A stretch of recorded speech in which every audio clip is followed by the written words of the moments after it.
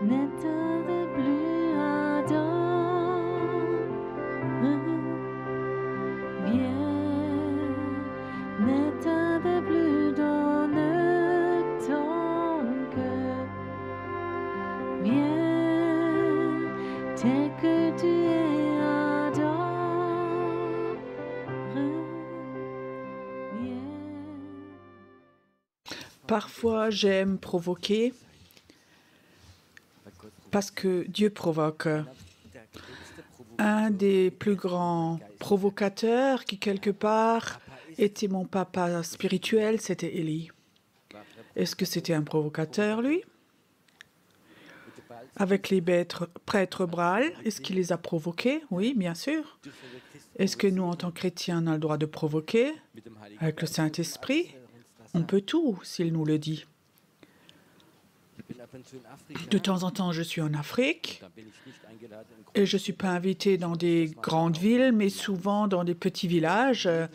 Et là, dans ces petits villages, il y a, en français, on dit un chef coutumier. C'est une sorte de maire, un maire spirituel, et il faut toujours qu'il amène des sacrifices. Des poulets morts, du sang et ce genre de ça, c'est le prêtre occulte du village. Il est souvent à la sortie du culte et j'ai remarqué quand les Africains passent, ils ont peur de ce genre de personnes parce qu'ils ont une autorité spirituelle démoniaque. Et souvent, je suis rentrée dans les villages avec d'autres personnes et j'ai remarqué que même les missionnaires ou les pasteurs là-bas, quand ils voyaient un sorcier comme ça, ils baissaient leur regard. Et c'est une manière de dire je me soumets, je me suis plus petit, je me soumets. Et moi, je ne voulais pas faire ça. Je ne voyais pas que je devais me soumettre en tant que serviteur de Dieu, que je devais baisser mon regard devant un prêtre occulte. Alors, ils disaient ça, on ne le fait pas. Je dis, mais moi, je fais quand même. Mais à chaque fois, quand il y en avait un, à l'entrée du village ou à la sortie, je disais bonjour, je le regardais dans les yeux.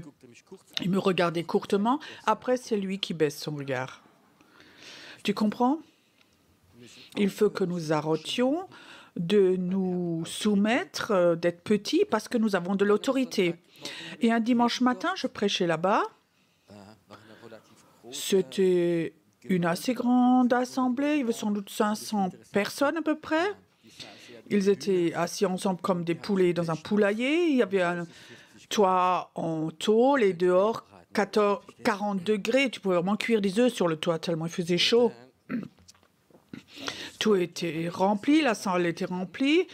Je voulais commencer et tout d'un coup, j'ai remarqué chez les anciens, chez les pasteurs, ils ont commencé à parler. Il y avait comme ça quelque chose qui n'allait pas. Alors j'ai demandé à quelqu'un, qu'est-ce qui ne va pas?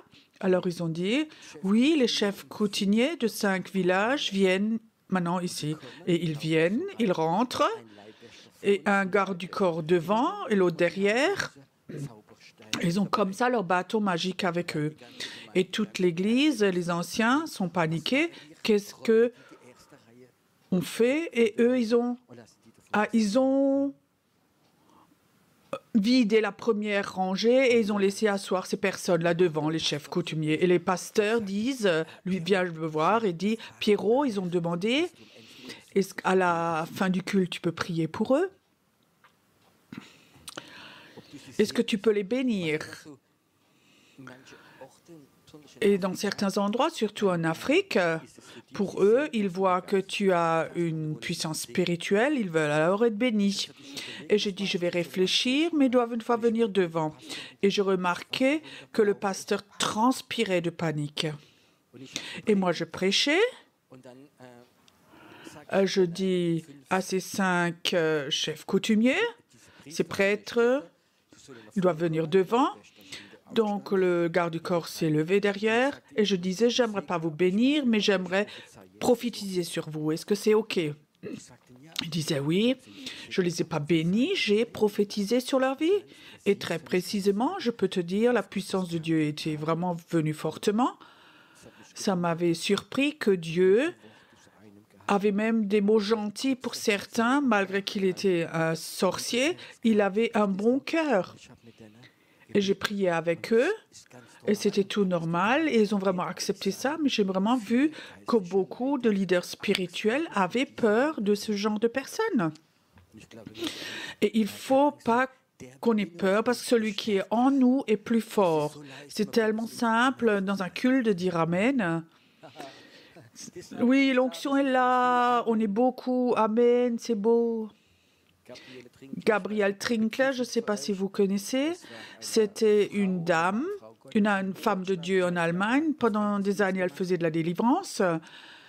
Et elle racontait, elle vient d'une famille de sorcières. Et tous étaient des sorciers, sorcières, et même dans leurs ancêtres. Et à 9 ans déjà, elle savait déjà, sur un balai, comment elle pouvait voler dans la maison. C'est une sorcière et elle savait consciemment, dans son village, il y a des chrétiens. Elle les méprisait parce qu'elle disait, tu sais pourquoi ? Parce que tout le village savait qu'elle était sorcière. Quand je marchais sur le trottoir, il y avait des chrétiens qui venaient en face. Ils changeaient toujours de trottoir. C'est pour ça que je les méprisais. Ça, c'est l'image dans le monde invisible. Il faut que nous arrêtions d'avoir peur du monde invisible. Il faut de nouveau arriver à ce niveau où nous sommes, comme Élie, de provoquer. Je remarque comme l'enthousiasme sort de la salle maintenant.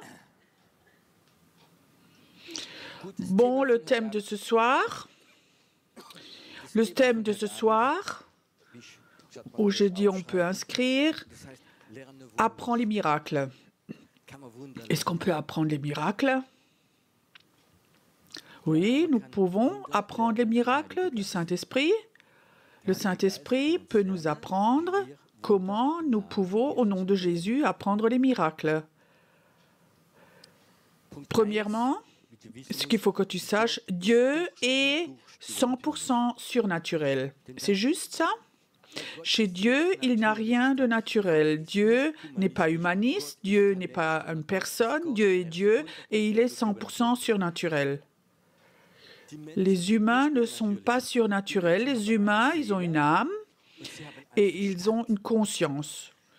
Leur conscience ne va jamais t'aider à faire des miracles. Je pense que la personne la plus intelligente qui était sur la Terre, c'était Einstein, c'est juste? Est-ce que Einstein a fait un miracle? Ça veut dire qu'il n'a pas besoin d'être intelligent pour faire des miracles. Il faut que tu aies cette relation avec Dieu. Dieu est 100% surnaturel et quelque part, je ne peux pas comprendre que tellement de chrétiens, d'églises, dénominations, mouvements chrétiens, tout est basé sur des principes chrétiens de l'organisation de la théologie. Et ce Dieu qui fait des miracles est en l'arrière-plan. Il n'est même plus là. Et on ne compte même plus sur lui. Nous ne l'avons donc plus besoin. Mais je crois que c'est un temps où Dieu dit « J'aimerais de nouveau faire des miracles pour vous ébranler et pour vous rendre attentifs. » Une croix déjà, c'est bon, c'est mieux que personne. Ce Dieu qui fait des miracles, pendant tout un moment, il s'est retiré et il a dit « Faites voir avec votre église, avec vos grands professeurs, avec vos universités, vos théologiens, faites voir et on va regarder ce que vous allez faire. » Qui va encore le dimanche matin dans les grandes églises? Presque que des grands-pères, des grands-mères à partir de 80 ans. Les grandes églises sont vides parce que ce Dieu surnaturel n'est plus là. Moi, je viens d'un milieu comme ça, très, très croyant, très, très religieux, et tout tournait autour de Dieu, ce qu'on a le droit et ce qu'on n'a pas le droit. Un Dieu qui voit tout, un Dieu qui voudrait qu'on soit très sérieux, sans péché. Et quand le Seigneur revient, et qu'il revient, il nous emmène. Et si on a péché, et peut-être qu'il nous laisse à la maison s'il vient. Ça, c'est ce Dieu que j'ai connu en petit. Mais je voulais plus. Je voulais plus ce Dieu. Tout le temps, il faut que tu fasses ça, que tu n'as pas le droit de ça, que ce Dieu qui donne des lois Et très tôt, j'ai remarqué qu'il n'y avait rien. Alors, j'ai appris à connaître des personnes. Ils connaissaient le surnaturel. Ouah, ça, c'était intéressant, tu comprends? C'était plus vivant que l'Église. Et je suis glissée là-dedans avec la pensée positive, la méditation, plein de choses surnaturelles, l'hypnose.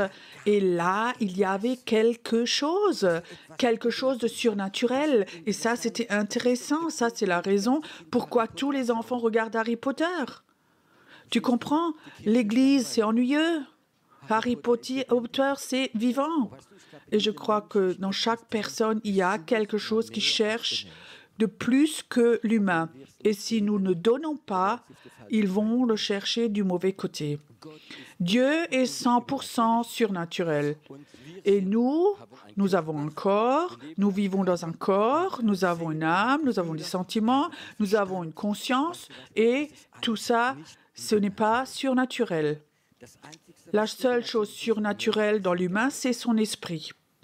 Si les gens ne commencent pas avec l'esprit, ton cœur, tout au fond de ton cœur, ton esprit, quand il est en contact avec Dieu, avec ce Dieu de miracles, au travers du Saint-Esprit, est capable que dans ton esprit, il y a des miracles. Dieu a donné un bâton à Moïse. C'était aussi un provocateur. Il a jeté son bâton et il s'est transformé en serpent. Les sorciers du village sont aussi venus, ont fait pareil avec leur bâton, mais le serpent a mangé celui des sorciers. Toi, tu voudrais aussi que ton serpent mange celui des autres? Ça fait vraiment plaisir. Dieu est 100% surnaturel. Et chez Dieu, il n'y a pas de limite. C'est juste ça. Il n'y a rien d'impossible chez Dieu. Mais nous sommes limités. Notre conscience est limitée. Et avec notre tête, avec nos sentiments, nous n'allons jamais faire de miracle. Et la majorité des chrétiens que je connais, ils vivent dans leurs sentiments, dans leur âme. Et une des choses les plus importantes, le vrai mot des pasteurs veut dire, ça, eux, ce sont les bergers des âmes. Pour que tu ailles bien, le Seigneur t'aime, il prie pour toi, on prie encore pour toi, on prie encore pour toi. Tu reçois ceci, tu reçois des petites caresses.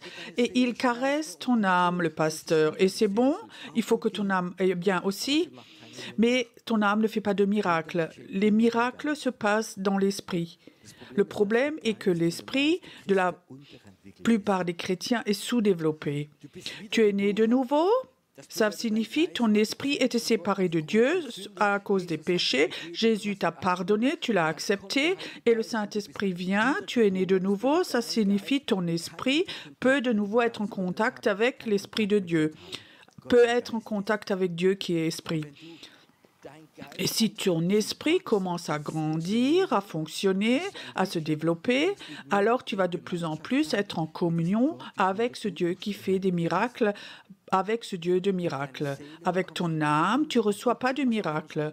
Quand j'entends parfois les gens prier « Oh Seigneur Jésus, guéris-le, tu l'aimes donc tellement, moi aussi je t'aime tellement, et la maman pleure donc tellement, gna gna gna gna », tu peux prier 100 ans comme ça.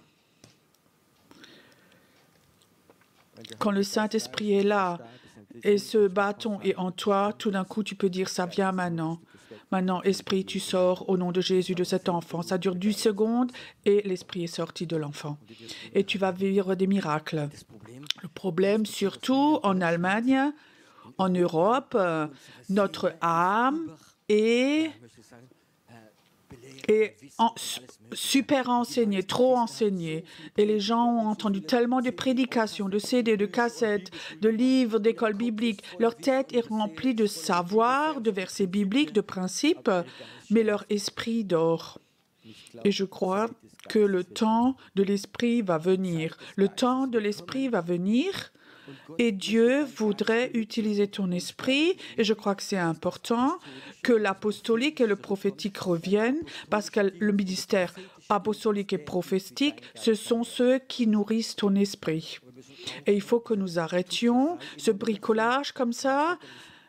Et je pense, quand est-ce que ça va de nouveau se faire, qu'une armée prophétique de prière arrêtent d'être dans leurs sentiments, mais commencent de nouveau à être dans leur foi et leur esprit est de nouveau en contact avec Dieu. On a prié trop longtemps, tu pries, tu sens ta prière va pas plus haut que le plafond.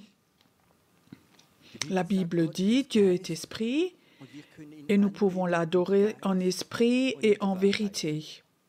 Ça veut dire Dieu est esprit et toi, tu peux être en communion avec Dieu, avec ton esprit. Arrête avec ta tête, avec ta théologie, avec ton âme, avec tes sentiments, mais apprends à développer ton esprit. Quand l'esprit te parle, ça dure 3 secondes et tu peux faire vivre des miracles.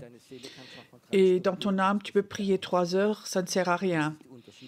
Ça, c'est la différence entre l'âme et l'esprit.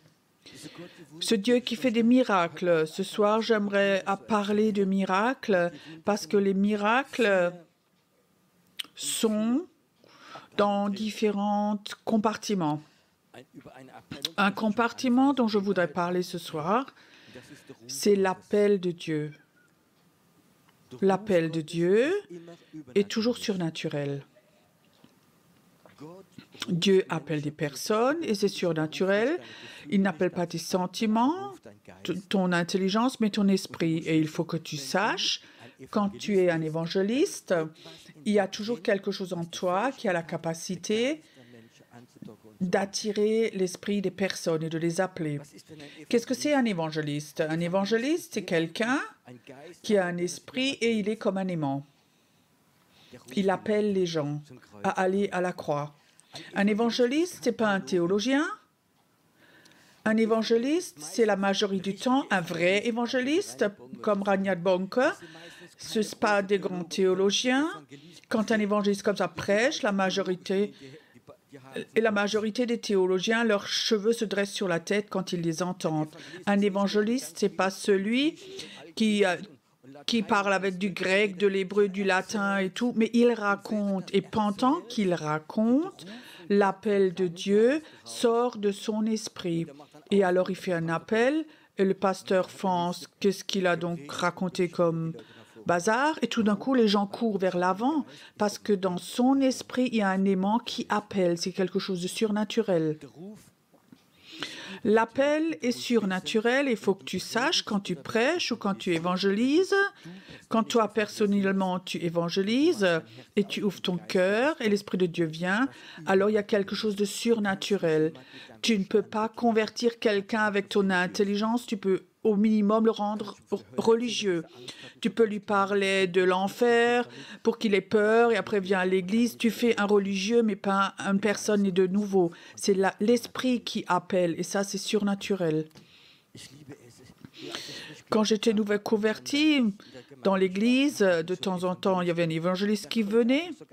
Il savait normalement raconter et pendant qu'il racontait, et à la fin de sa prédication, je sentais il y avait quelque chose quelque chose qui m'attirait, comme si tu avais envie de mettre tes doigts dans la prise de courant. Comme ça, il y avait quelque chose qui était là. C'était cet esprit évangéliste qui est là et qui appelle. J'étais en France, à Mulhouse, je prêchais là-bas. Le pasteur me disait, j'aimerais te présenter quelqu'un. Alors, il me présente son ancien d'église. C'était comme ça un très grand homme. Il avait des mains comme des poils à frire. Alors, il me raconte, j'étais athée. Mes parents sont athées. Toute notre famille est athée. Et ces chrétiens, ces religions, on les méprisait. Et quand j'avais 20 ans, j'ai donné ma vie à Jésus, son jeune. Et je lui disais, moi j'ai grondé avec mon jeune qui de 20 ans, moi je ne veux plus que tu me racontes de Jésus dans ma maison, sinon je te jette dehors. Et cet homme, il avait un fort caractère et son fils ne disait plus rien. Et je crois 2 semaines plus tard, ils discutaient à cause du foot. Donc ils pouvaient de nouveau parler ensemble. Alors ils ont voté Ils ont parié pour un jeu. Le père, il dit, cette équipe ne peut jamais gagner. Et le fils dit, si, ils vont gagner. Et ils se sont donc discutés. Tout d'un coup, le fils dit, moi, je parie avec toi qu'ils vont gagner. Le père, non. Alors le fils dit, on vote pourquoi? On prie pourquoi? Le père dit, si tu perds, tu dois laver ma voiture dedans dehors. Et le fils dit, papa, si toi tu perds, il faut que tu viennes avec moi à l'église.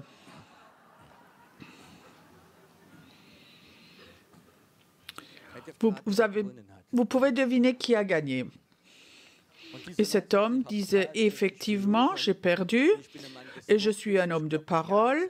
Donc je suis allé avec mon fils, je suis allé dans l'avant-dernière rangée, j'ai écouté et je pensais, c'est tous des fous là-dedans. Qu'est-ce qu'ils racontent?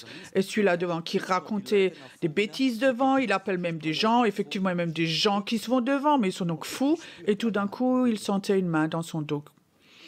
Alors, qu'est-ce que c'est effronté? Il se disait, je vais me retourner, je lui en tapais une. Il se retournait et il n'y avait personne derrière lui. Et il sentait toujours plus fortement la main derrière lui. Et la main le poussait devant. Et il disait, j'étais là devant, je ne savais pas pourquoi. Je commençais à pleurer, je commençais à trembler.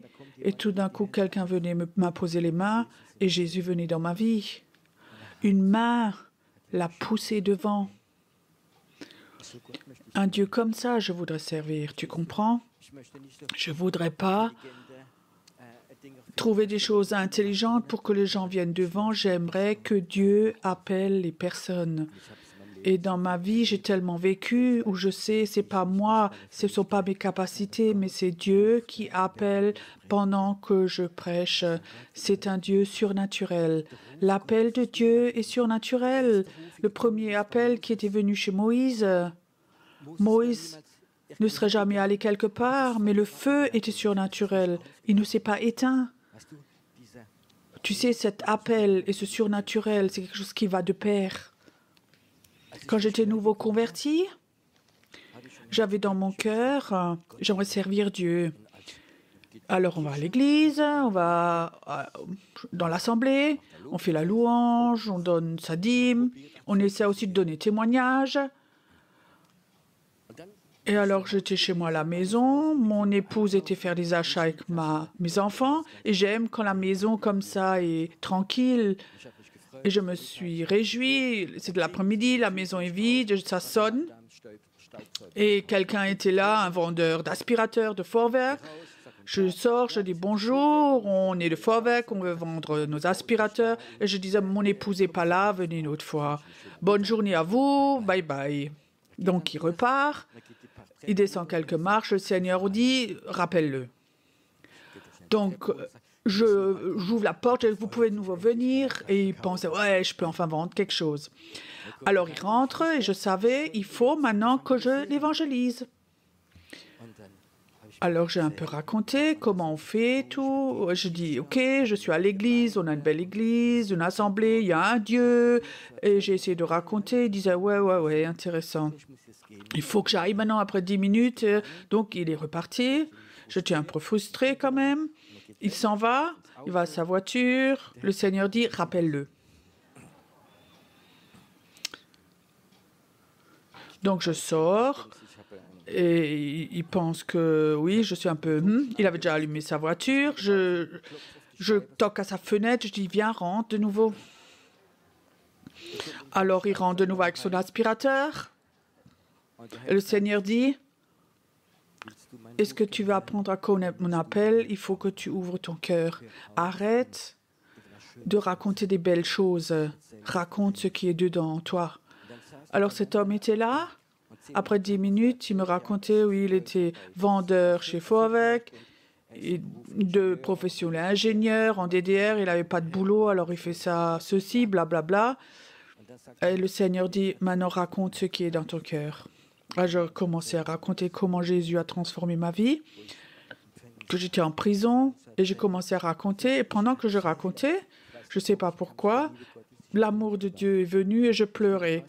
J'arrivais presque plus à parler, je faisais que de pleurer. Je ne sais pas s'il remarquait, mais tout d'un coup, lui aussi commençait à pleurer, comme ça, il y avait 2 hommes à table qui pleuraient. Et après un moment, il dit, Je suis un menteur. Je ne suis même pas un ingénieur. J'ai tout raté dans ma vie. Tout d'un coup, il commence à raconter sa vie et ses péchés. Alors j'ai prié pour lui, il est né de nouveau. Le jour d'après, à Karlsruhe, j'ai fait une évangélisation. Il est venu avec sa copine et elle aussi s'est convertie ce soir-là. Vraiment, c'était une super conversion comme dans les livres. 5 ans après, il vient à l'église, il dit, vous me connaissez plus? Mais si, mais je suis donc ce fameux vendeur d'aspirateurs. Il avait une grande Bible sous sa main, il dit, depuis 3 ans, j'évangélise, je suis devenu évangéliste.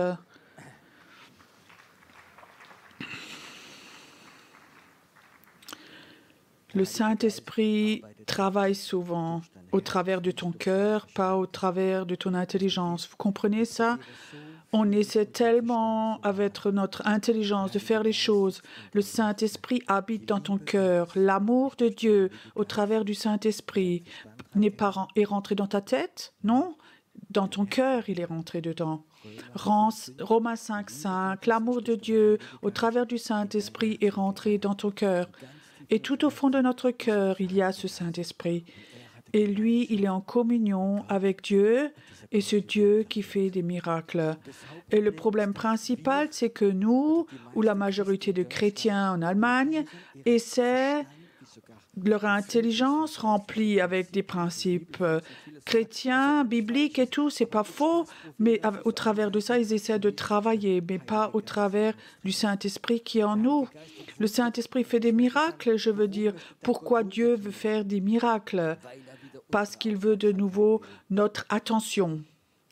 Tu sais, si les gens sont athées, s'ils sont fermés et tout, et ils voient des miracles, où on ne peut pas discuter. Moi, je te dis, ils sont secoués, ébranlés. Je vous raconte une fois. Au début de l'église, un couple vient, ils étaient non-croyants. La femme est venue parce qu'un médecin les a envoyés. Elle avait un accident de moto et son bras a été cassé 3 fois. Et il avait 4 ou 5 centimètres plus court que l'autre. Et le médecin a dit, si vous voulez un miracle, ne peut pas opérer, allez à la Taube. Alors ces gens viennent, l'homme athée, la femme religieuse. Alors ils viennent devant, ils veulent la prière. Il m'a dit tout de suite, moi je suis athée. Je dis oui, ça ne me gêne pas. Ça ne gêne Dieu pas non plus. Et j'aimerais prier pour cette femme. Alors lui ferme les yeux. Alors je dis, monsieur athéiste, laissez les yeux ouverts, vous comprenez quand même pas, vous croyez de toute façon pas. Parfois je dis des choses comme ça un peu folles. Tu sais pourquoi je dis ça? Je commençais à prier en l'espace de 30 secondes, ça fait crac, crac, crac, et le bras est devenu grand, droit, et s'est rallongé. Il disait rien du tout. Il a pris la femme, il est parti. Le jour d'après, il appelle mon épouse à 11h. Le jour d'après, il appelle à la maison. Il dit, elle aimerait se laisser baptiser. Comment il doit faire? Il doit être protestant, catholique. Comment on fait ça? Mon épouse dit, mais vous étiez donc monsieur tant et tant qui était chez nous, athée? Il dit, oui, toute la nuit, j'ai lu la Bible. Il a lu tout le Nouveau Testament et il a reconnu qu'il doit se laisser baptiser. Si des incroyants voient des miracles, tu comprends, alors cet esprit de non-croyance, athée, va être brisé et l'appel de Dieu veut venir au travers de signes et de miracles. Un homme d'affaires de France m'appelle, il me dit, j'ai lu le livre, Miracle au pluriel en français. Ça l'avait vraiment touché et il avait sur le cœur d'aller dans une ville où il était souvent, de faire une évangélisation, de faire des cultes de guérison, signes et miracles. Et il voudrait tout payer, tout financièrement, il couvre tout, il m'invite. Je dis oui, alors je viens. C'était à Clermont-Ferrand, dans le Massif central, donc je suis allée là-bas. Et l'homme a dit, donc j'ai loué la salle de la ville, je suis allée chez tous les pasteurs, j'ai dit je veux inviter M. Fay pour une évangélisation, et tous les pasteurs 4 ou 5, on dit « cet homme, on ne le connaît pas », ou les pentecôtistes non plus, « cet homme, on ne le connaît pas, on ne le veut pas ». Alors cet homme ne s'est pas laissé démonter, il a fait imprimer tout plein de tracts, il a distribué, sur ce tract était écrit « une soirée de miracles », on vous dit la voyance, un bon, ça c'était un bon pour venir gratuit. Rien avec Jésus, rien de chrétien, rien d'église, rien de tout ça. J'étais dans cette ville, dans cette salle de la ville, j'étais sur la scène devant et je voyais des gens par masse qui rentraient avec leurs bons gratuits. Vous savez, ça c'était tous des gens qui régulièrement allaient chez des voyants, chez des guérisseurs. C'était un bon pour de voyance et de guérison. La salle était remplie jusque dans les dernières rangées. Il y avait un jeune homme avec la guitare qu'il avait embauché pour faire la louange. Pas de collaborateurs, pas d'église, rien que des non-croyants dans la salle. Et je ne sais pas pourquoi, tout d'un coup, j'avais l'impression l'atmosphère change dans la salle. Tout d'un coup, il y en a un qui a raconté ou quelque part ils ont compris que c'était quelque chose de chrétien sur cette réunion. Et tout d'un coup, l'atmosphère a tourné, les gens commençaient à grogner un peu entre eux, on sentait vraiment une agression dans la salle et ils pensaient on a vraiment été grugés par les chrétiens ici maintenant. C'était 4 heures, on doit commencer et le petit jeune voulait chanter avec sa guitare. On t'aime, mais il serait vite sorti les gens. Donc on n'a rien chanté. J'ai dit assieds-toi, j'ai pris le micro et je disais bonjour à tous. Et je disais avant, Dieu, maintenant c'est à toi. Tu vois, Dieu, ils sont tous pas croyants, on est tout seuls. Maintenant c'est à toi de jouer, Seigneur. Donne-moi des paroles, Seigneur. J'étais là, oui, bonjour, soyez bienvenus. J'aimerais vous faire une démonstration. Il y a ici une dame, elle a mal aux dents. Oui, c'est moi, c'est moi. Je disais mal de dents, maintenant vous partez de cette dame. J'ai même pas dit le mot de Jésus. Parce que je savais, si maintenant je dis Jésus, ils vont tous s'en aller. Tout de suite, ils ont été guéris. Oui, c'est guéri, c'est guéri. Là, il y a quelqu'un qui a un problème dans l'oreille. Je l'ai dit. Mettez la main sur votre oreille. Douleur de l'oreille, maintenant vous partez. Et elle vous entendait normal. Waouh, la dame disait oui, comme ça, 3-4 choses. Tout d'un coup, je sentais que l'atmosphère de nouveau devenait normale. Oh, c'est pas des chrétiens. Ça n'a rien à voir avec Jésus, c'est rien de religieux. C'est un d'entre nous. L'atmosphère a complètement changé. Ils n'ont pas été grugés. C'est effectivement de la guérison.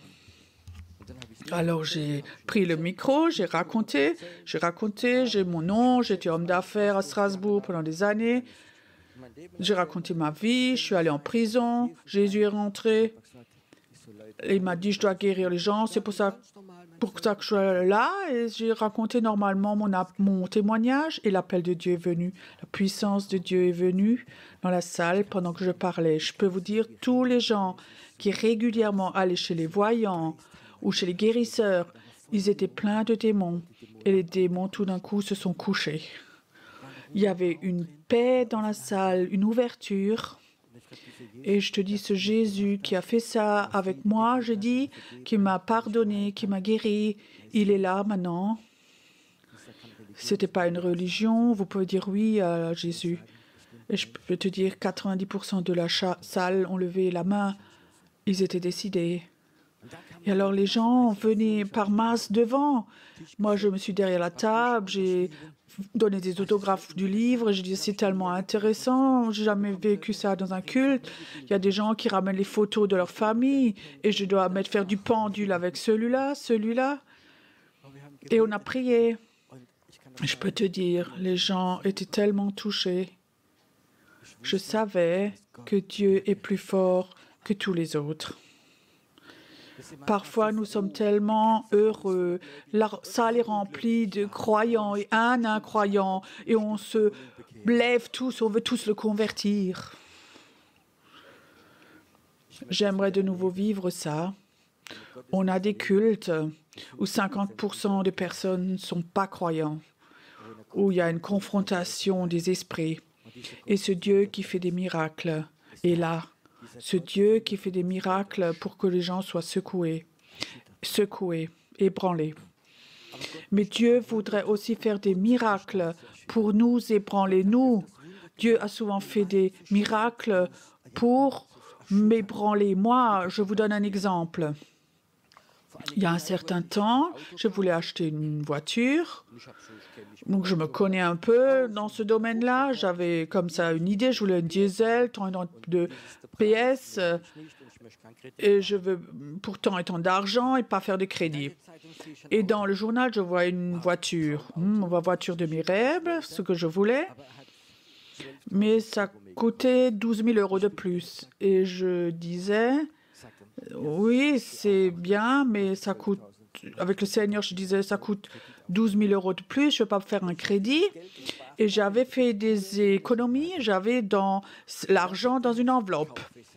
Et le Seigneur dit, achète-le. Le Seigneur dit, achète. Et je dis, Seigneur, j'ai pas cet argent. Le Seigneur dit, si tu l'as, si tu l'as. Alors, vous savez ce que j'ai dit? Seigneur, tu peux tout, mais moi, je sais compter. Je sais combien d'argent il y avait dans cette enveloppe. Et vous savez, quand je dis comme ça des choses, des bêtises comme ça, et à chaque fois quand je dis des bêtises comme ça, j'ai l'impression que je regarde en haut et qu'il me sourit. Oui, oui, Pierrot, c'est OK. Et je suis allée chercher l'enveloppe et j'ai dit, Seigneur, je te montre. Et il y avait 12 000 € de plus dedans que j'avais compté avant. Dieu peut multiplier l'argent dans une enveloppe. Et ce Dieu de miracles a fait beaucoup de choses dans ma vie où mon intelligence était complètement ébranlée. Et j'ai appris à mettre mon intelligence de côté quand l'Esprit parle. Ça n'a avec intelligence rien à faire. C'est complètement différent. Le Seigneur m'a souvent dit quand je prêchais, raconte cette histoire, raconte ceci, cela, fais une blague. Et je disais non, mais ça va donc pas maintenant. Cette histoire va pas non plus. Dieu dit raconte. Et je commençais à raconter et je vois ce Dieu surnaturel a commencé à agir dans la salle. Moi, je sais, tu peux lui faire confiance. Tu peux, ton esprit, quand il est en communion avec le Saint-Esprit, tu peux lui faire confiance. Tu vas d'abord vivre les miracles. Quand tu fais ce pas de ton intelligence, de ton âme, tu sors de ça avec ce Saint-Esprit qui te montre et te dit des petites choses comme ça. Et parfois, tu vas aussi te tromper. Je peux aussi raconter comment j'ai fait des fautes, moi. Au début, en Allemagne, on habitait dans un immeuble et en dessous de chez nous, il y avait un couple qui habitait. Et mon épouse était un peu en contact avec cette femme en dessous et elle s'était vraiment convertie, cette dame. Mais son mari ne voulait rien savoir. Et un matin, je prie et je dis, Seigneur, cet homme qui veut rien savoir, le Seigneur me dit, il est dépressif. Bon, je ne savais pas. OK, je dis, Seigneur, merci. Je descends, je sonne, il ouvre. C'était quelqu'un de l'Amen, du groupe. C'est ceux qui soulèvent des grands poids dans les salles de fitness et tout. Il était vraiment grand, fort, cet homme, avec une moustache comme ça. Allô, qu'est-ce que tu veux? Je dis, tu es dépressif. Il dit, ouais. Ah oui, j'ai raison. Alors je dis, je t'impose les mains et je prie pour toi. Je mets mes mains dessus. Il m'arrache les mains. Enlève tes pattes, sinon je t'en tape une. OK, alors désolé, je remonte. Seigneur, pardon, je suis déçu. Tu m'as grugé. Tu m'as posé un panneau. Tu m'as donné la situation. Maintenant, je suis l'idiot de l'immeuble, maintenant, Seigneur. Tu sais ce qu'il a dit, le Seigneur? Pierrot, je te dis qu'il est dépressif. Je t'ai pas dit que tu dois descendre chez lui.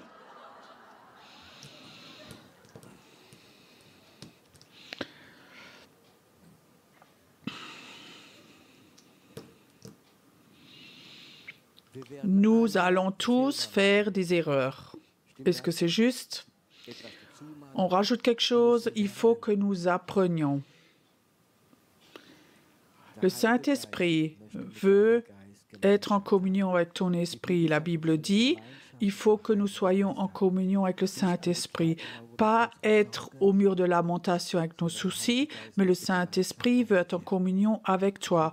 Alors il va commencer courtement te donner des petites choses à faire et tu vas le faire. Et plus tu le fais, plus tu vas apprendre à connaître le surnaturel et plus tu le fais, plus le Saint-Esprit va t'apprendre de plus en plus à aller dans le surnaturel.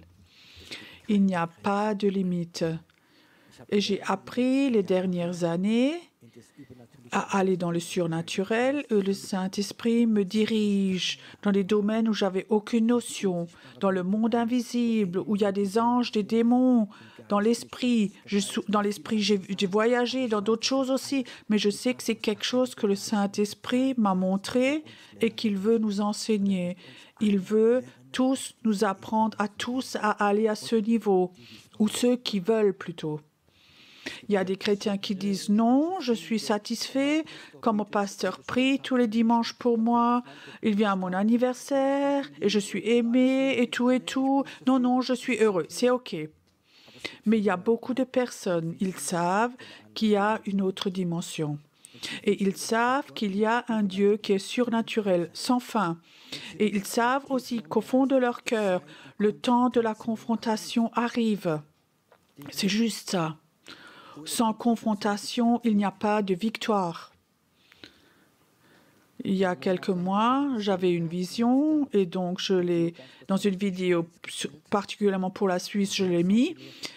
Le Seigneur dit cette année qui vient, qui a déjà commencé, ça va être une année où ce Dieu du feu veut toucher la Suisse. Ce Dieu du feu va fortement venir sur la Suisse et beaucoup de personnes vont sentir ce Dieu du feu. C'est le plan de Dieu. Alors je voyais parallèlement aussi que la sorcellerie le voyait aussi, le savait aussi. Et l'esprit de sorcellerie connaît le plan de Dieu. Et ils savent que ce Dieu du feu veut venir et ils veulent nous empêcher. Alors je voyais comme cet esprit de sorcellerie a appelé sur la Suisse les esprits de sorcellerie d'autres pays pour venir aider. Et je voyais de beaucoup de pays, de Suède, du Nord, beaucoup de sorcières qui sont venues en Suisse pour vite essayer de contrôler ce qui n'est plus contrôlable parce que ce Dieu du feu arrive. Et il y a 3-4 semaines, j'étais en Suisse pour des soirées de réveil à Bâle. Et je veux dire, c'était vraiment des temps de réveil. C'était tellement rempli comme jamais. Et effectivement, il y avait 3 sorcières qui étaient dans la salle. Et une de notre collaboratrices, elle les a reconnues. Ce n'étaient pas des petites sorcières, mais il y avait même une chef. Ils étaient en 3e rangée, de belle allure, ces femmes. Pas comme on s'imagine parfois, et je sentais, il y avait une confrontation qui était là, ce Dieu du feu, et cette collaboratrice est allée là-bas chez elle, et elle les a vraiment confrontés, soit ici vous vous pliez le genou, ou alors vous dégagez d'ici, vous n'avez rien à faire. Et les 3 se sont levés, sont partis.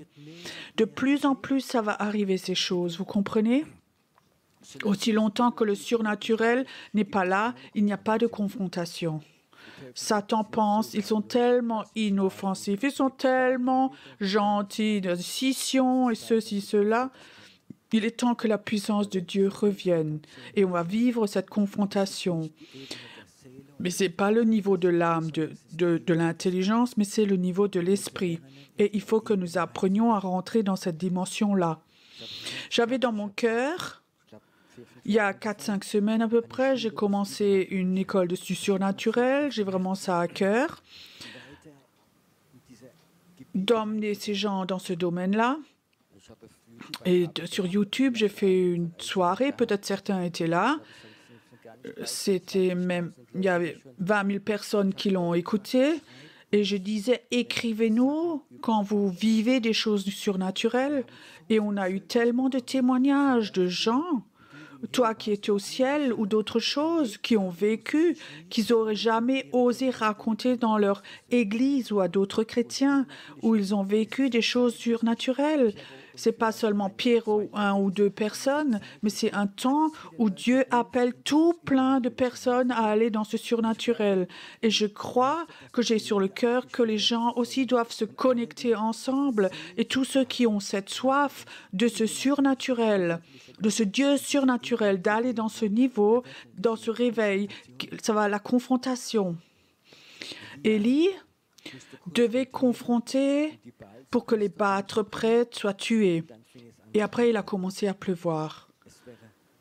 Il n'y aurait pas eu de pluie et le peuple serait desséché si lui n'avait pas confronté les Baals prêtres.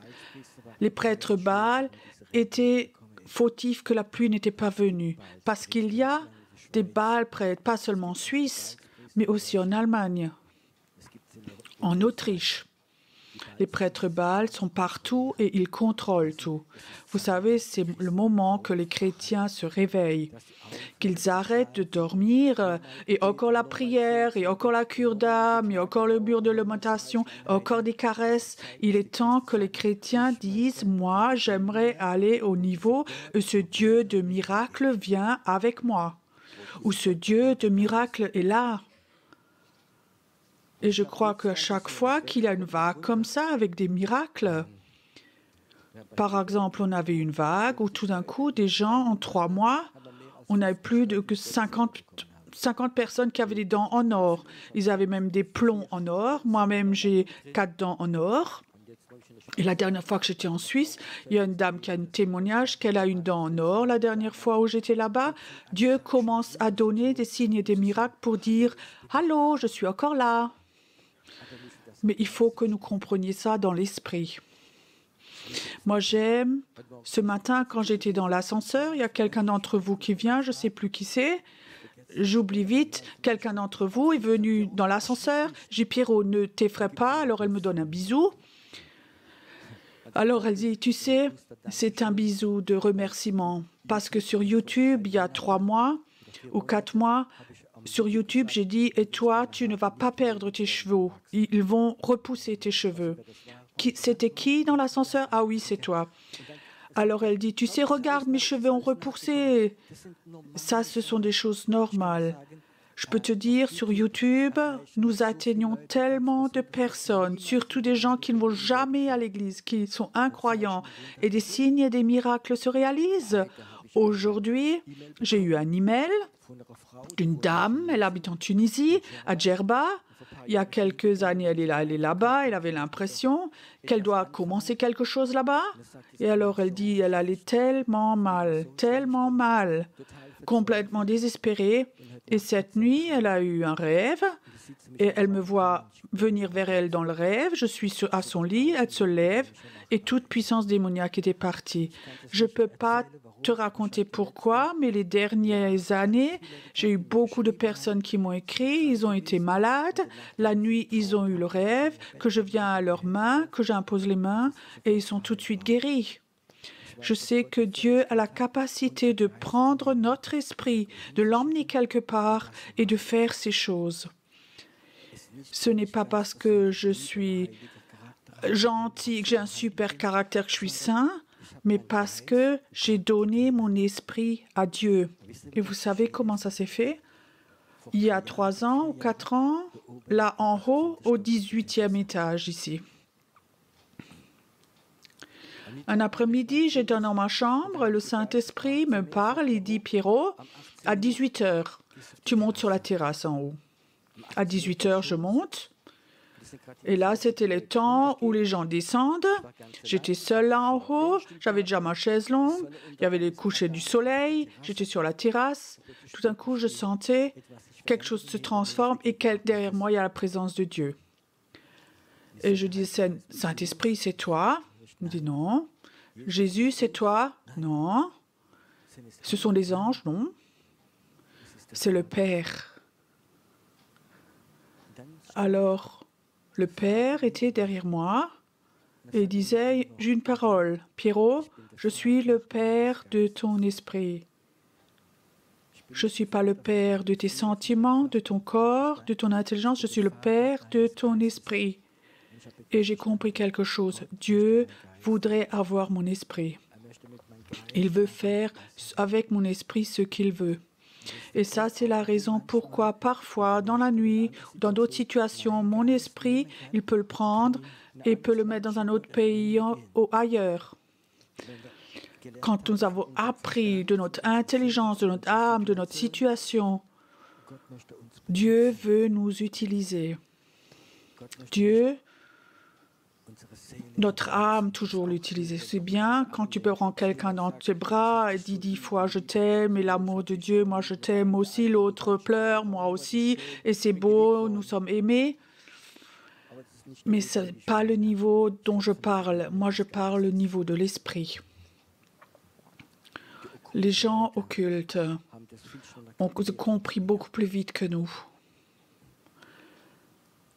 Un jour, j'avais un jour de libre.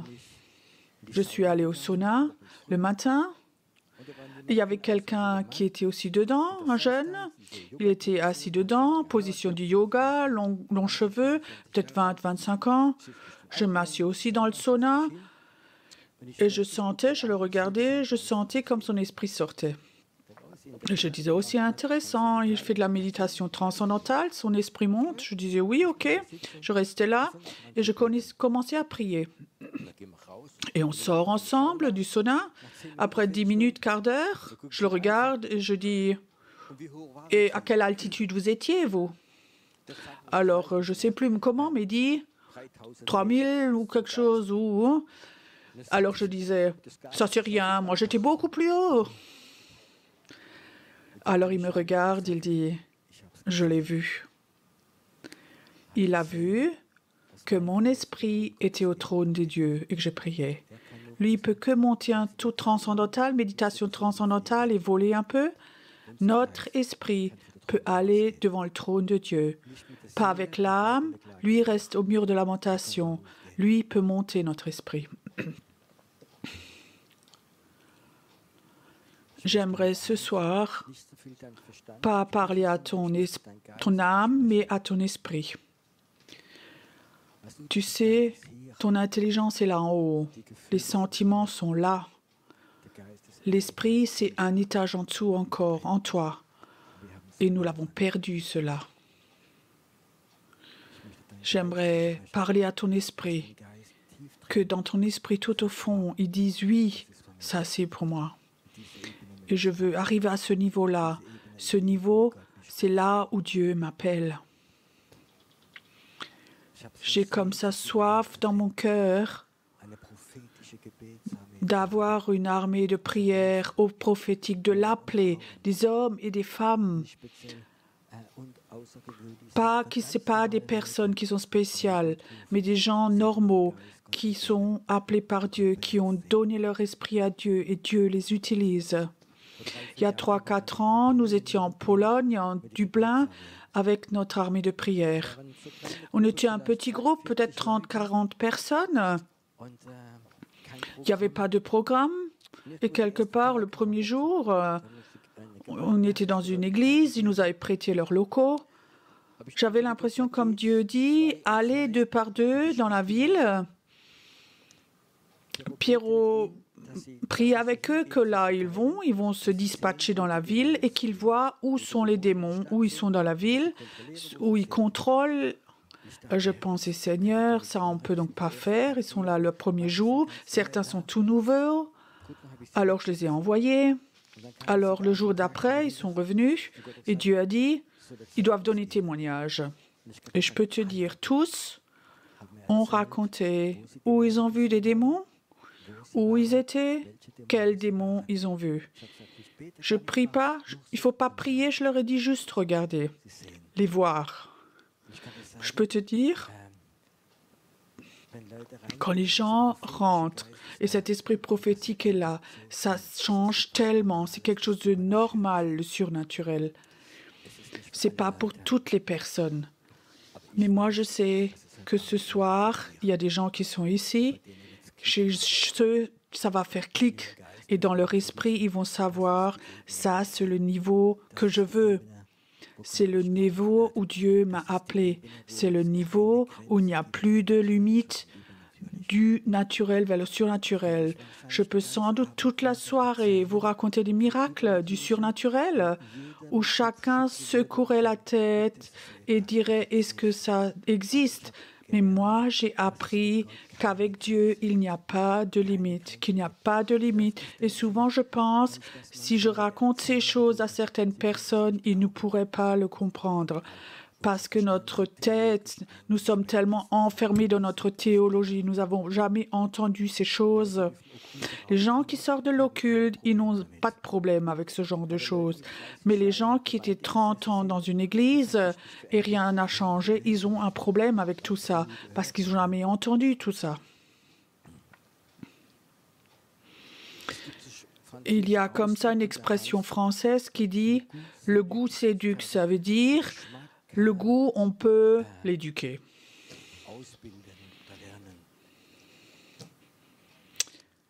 Quand les enfants, les petits-enfants, ne boivent plus le lait, et on commence donc à leur donner des légumes, alors il y a un choc gustatif. J'étais toujours avec, où mon épouse dit la première fois, je donne maintenant les légumes à mes enfants. On a aussi fait avec des épinards, et c'est tellement beau de regarder. Tu leur donnes la cuillère dans la bouche, et tout d'un coup, tu remarques qu'ils réfléchissent. Ça, je ne connais pas. Tout d'un coup, ça fait...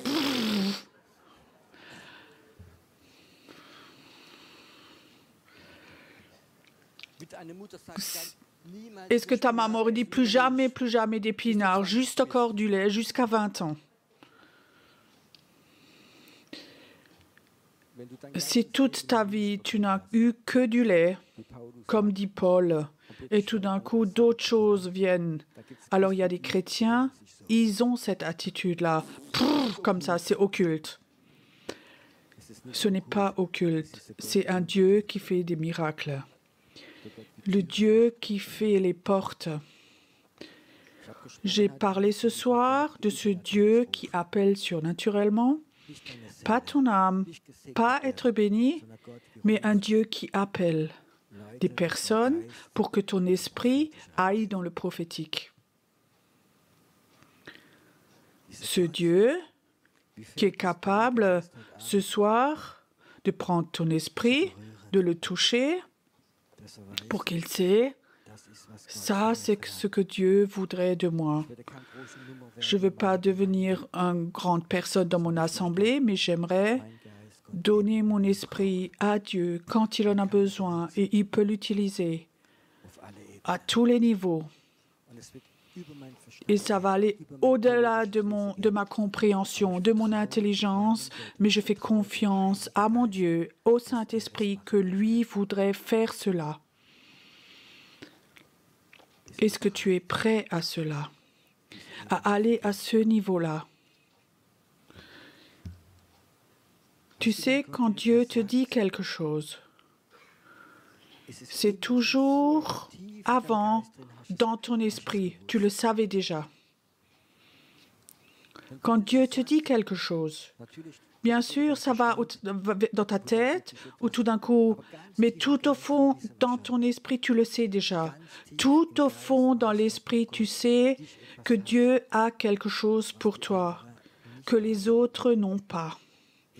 Quelque chose qui est en toi, où Dieu a déjà mis cette semence en toi. Tu m'appartiens.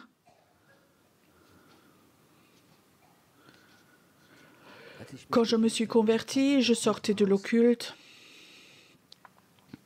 J'avais reçu de la délivrance. J'étais à un séminaire. Il y avait des grands hommes de Dieu là. Ils ont commencé à prier et tout d'un coup, ces démons manifestaient en moi fortement. C'était même grave, je ne savais pas ce que c'était. C'était plus moi qui parlais, mais ma voix, c'était comme un chien. Je parlais comme un chien, tellement les démons étaient en moi comme ça, ils se manifestaient. Et pendant des heures, ils ont prié. Et je savais, ils ne vont pas aller. Mais je savais aussi qu'il y avait une confrontation. Et pendant qu'ils priaient, j'étais dans cette salle, il y avait 6-7 hommes qui priaient. Je voyais dans le coin comme Satan était là debout. Et il disait, tu m'appartiens, tu m'appartiens. Et je savais, ils ne vont jamais pouvoir me libérer. Lui ne va pas me lâcher. Je savais qu'il n'y avait qu'une seule possibilité. Si Jésus rentre dans la salle. Et en bas de cette salle de culte, il y avait 80 personnes qui priaient pour moi. Et le soir, à 12h, 24h, une femme disait, vous pouvez arrêter de prier, une lumière est montée. Et je voyais Jésus rentrer. Et il était là, dans le coin, et de l'autre côté, Satan. Et je voyais qu'il y avait une confrontation. Ils se sont regardés les deux. Et je voyais comme, fou, Satan est parti. Et je savais, maintenant, les démons vont sortir de moi. Maintenant, je suis libre. Et je sais, j'appartiens à Dieu. J'appartiens à mon Dieu. Il y a des personnes ici ce soir où le diable dit, tu m'appartiens, tu étais planifié pour l'occulte. Peut-être tu as été déjà consacré par des sorcières, que tu lui appartiens, mais Dieu t'a appelé. Dieu t'a appelé. Et tu sens toujours encore la confrontation. Mais je sais quelque chose.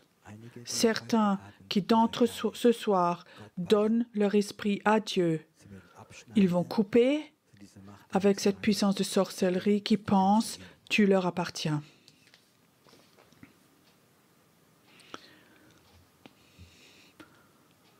Qui sait d'entre vous qu'il a été consacré, que le diable et la sorcellerie avaient déjà un plan pour toi et que tu serves pour eux? Levez voir la main. Il y en a plus encore. Tu n'as pas besoin d'avoir peur. Ce soir, cette puissance va être brisée. Ce soir, cette puissance doit être brisée. Toi qui as été consacré en tant qu'enfant déjà à la sorcellerie, Dieu dit, je te consacre maintenant au prophétique, au surnaturel.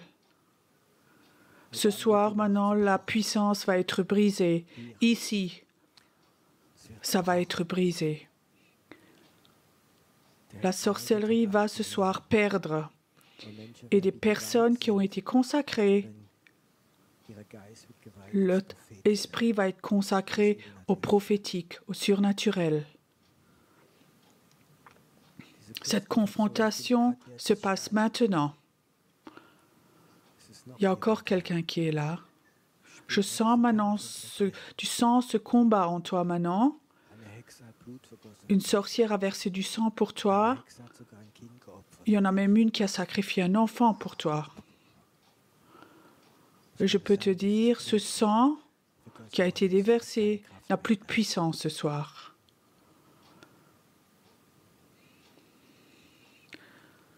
Il y a un groupe de sorcières qui régulièrement sacrifient à cause de 2 personnes qui sont assises ici ce soir. Tu le sais très bien. Et le Seigneur dit, ce sacrifice de ces sorcières, je vais les briser et ton esprit va être libre. Il va être libre. Il y a quelqu'un qui est là, tu es là ce soir, tu as le cancer. Et ça, c'est le résultat de cette sorcellerie. Dieu veut te guérir, mais aussi t'appeler à aller à ce niveau de l'esprit. C'est un temps prophétique. Et je peux te dire, la puissance de la sorcellerie va être brisée dans ta vie. Les cauchemars vont s'arrêter et je coupe maintenant. Ça te quitte. Tu n'appartiens pas à la sorcellerie, tu n'appartiens pas au diable, même si parfois il te suggère ça dans tes pensées. Je dis au nom de Jésus, ça s'arrête maintenant. Ça s'arrête maintenant. Et vous aussi, cette puissance doit venir au travers de la caméra, toi qui es chez toi. Et je vois maintenant des sorcières qui ont regardé toute la soirée, qui ont rigolé. Et je dis maintenant, au nom de Jésus, le temps du ricanement va s'arrêter. Vous n'allez plus rire, il y a une possibilité. plier le genou devant Jésus ou quitter ce pays. Sinon, cette malédiction va venir sur vous. Et la puissance de Dieu doit venir ce soir. Ce n'est pas mon âme qui confronte, c'est mon esprit qui confronte. Et tu sais quoi? Tu vas apprendre à confronter avec ton esprit. Et comme ça, nous allons rentrer dans le niveau du réveil. Nous sommes des préparateurs du réveil. Et après la grande récolte va venir, des pasteurs, des évangélistes sont là, ils vont venir organiser, faire. Mais l'esprit prophétique va aller devant, il va préparer le réveil. Et nous allons libérer ça.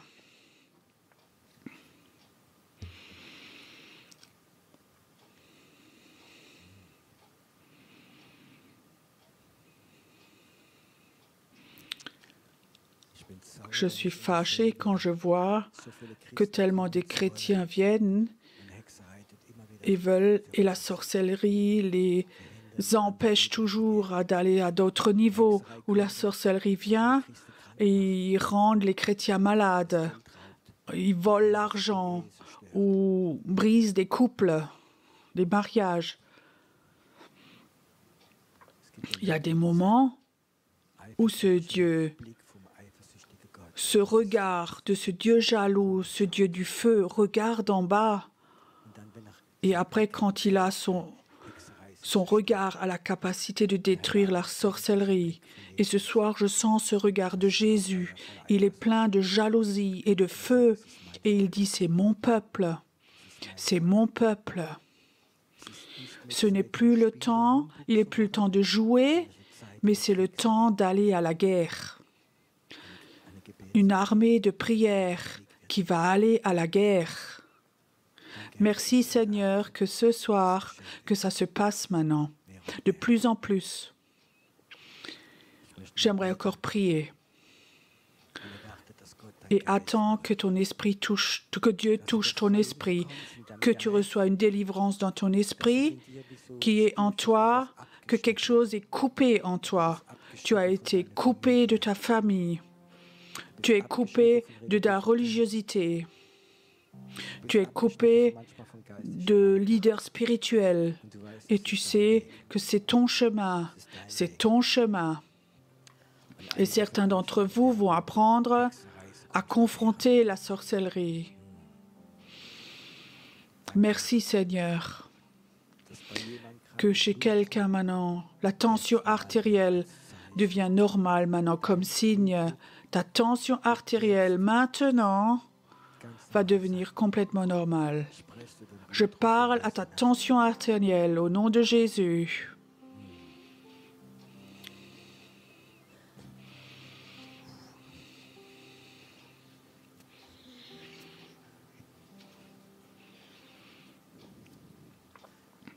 J'aimerais faire quelque chose. Je prie maintenant, ici devant, que le feu de Dieu touche le sol devant, ici. Et je vais un peu taper sur ce tambour.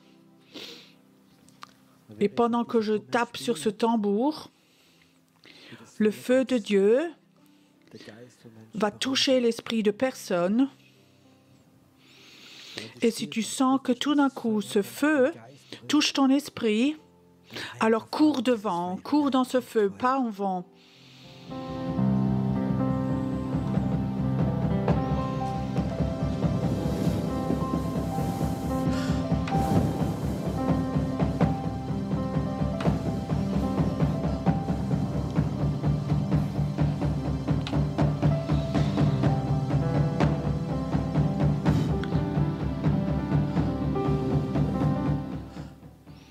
Oh, si Dieu t'appelle, alors cours dans ce feu.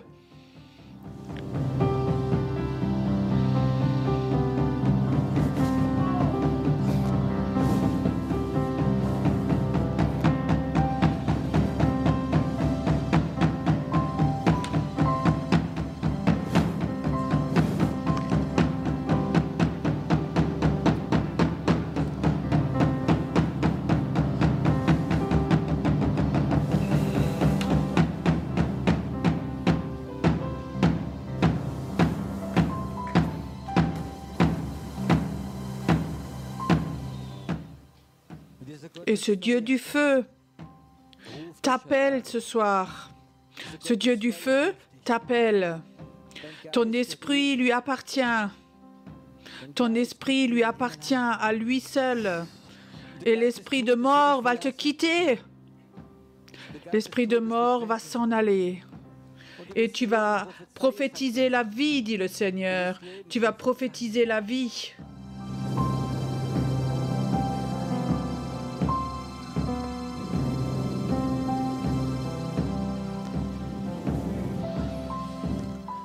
Je vois comme beaucoup de personnes devant les derniers temps, vous étiez sous une pluie amère. Une pluie amère, amère qui t'a rendu fatigué. Et le Seigneur dit, maintenant il y aura une pluie qui va venir. Une pluie, ma pluie va venir, qui va enlever cette pluie amère, acide. Maintenant, ça vient. Une pluie vient maintenant sur vous. Une pluie vient maintenant qui enlève cette poussière, ces échecs et cette sécheresse. Ça vient maintenant. Ça vient maintenant sur toi. Une pluie, une pluie, une pluie. Père, la fatigue depuis des semaines, ça s'en va. Ça s'en va maintenant, où la mort était venue et tu pensais, c'est la fin. Je dis au nom de Jésus, la mort va s'en aller, va te quitter. Tu ne vas confronter la mort. Tu vas confronter la mort. Maintenant, maintenant. Merci Seigneur, où la sorcellerie déjà dans l'enfance a détruit certaines choses que maintenant que tu vas guérir. Seigneur, et maintenant, des hommes vont se lever. Ça va être des hommes de Dieu qui sont capables de prier, que le feu de Dieu vienne. C'est maintenant, ici. Père, un temps fort, un puissant temps maintenant, pour des hommes forts. Père, enlève toute charge que des gens avaient posée, ce qu'il doit faire ou pas faire, que tout soit enlevé. Il est libre, il est libre, il est libre. Maintenant, tu es libre.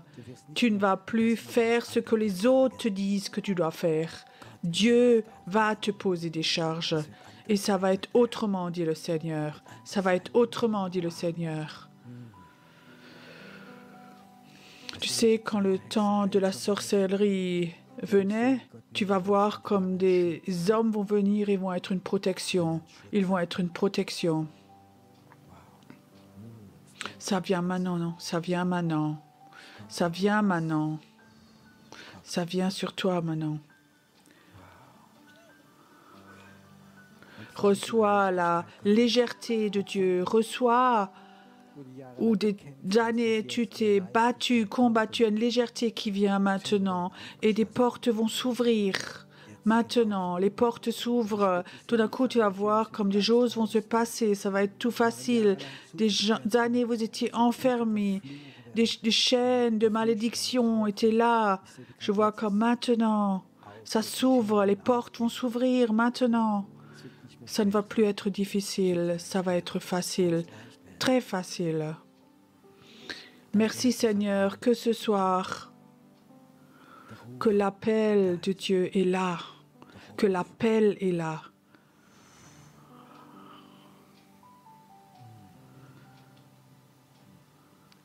Merci Seigneur, que l'armée de prière va se lever, qu'elle va se lever. C'est là. Lever, qu'elle va se lever. Lever.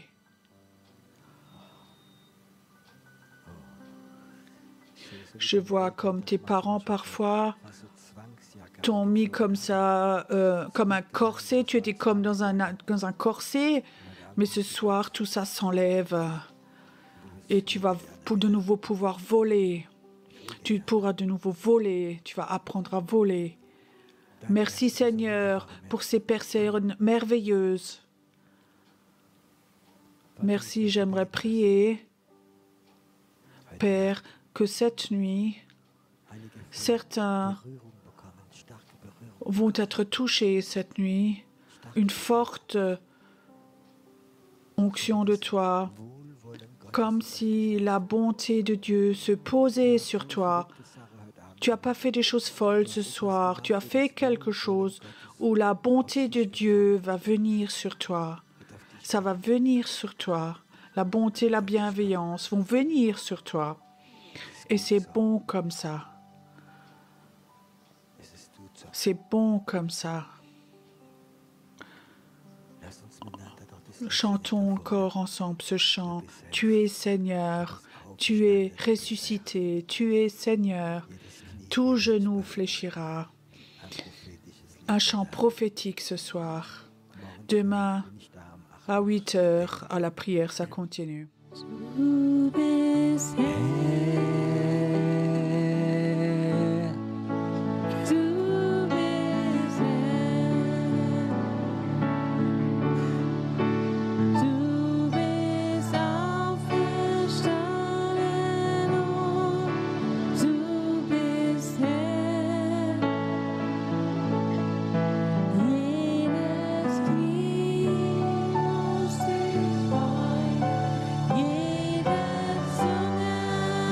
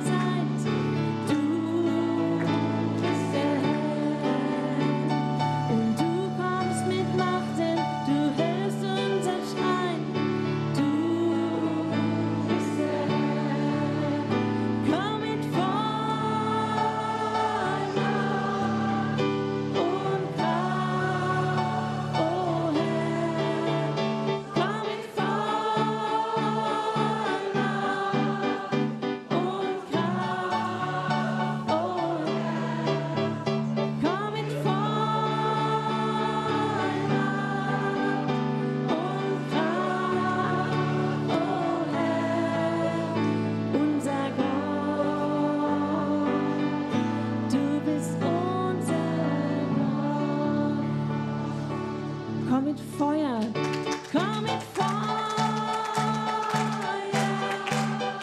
Komm mit Feuer und Kraft, oh Herr. Komm mit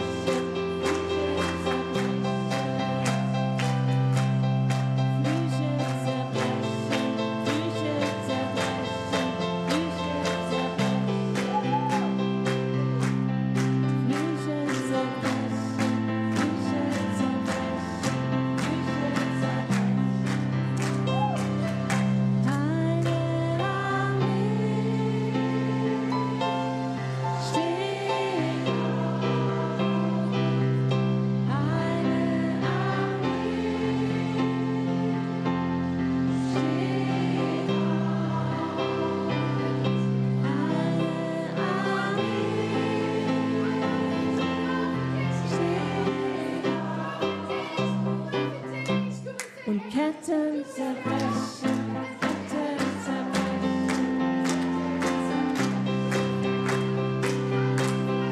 Ketten zerbrechen, Ketten zerbrechen, Ketten zerbrechen. Ketten zerbrechen, Ketten zerbrechen, Ketten zerbrechen.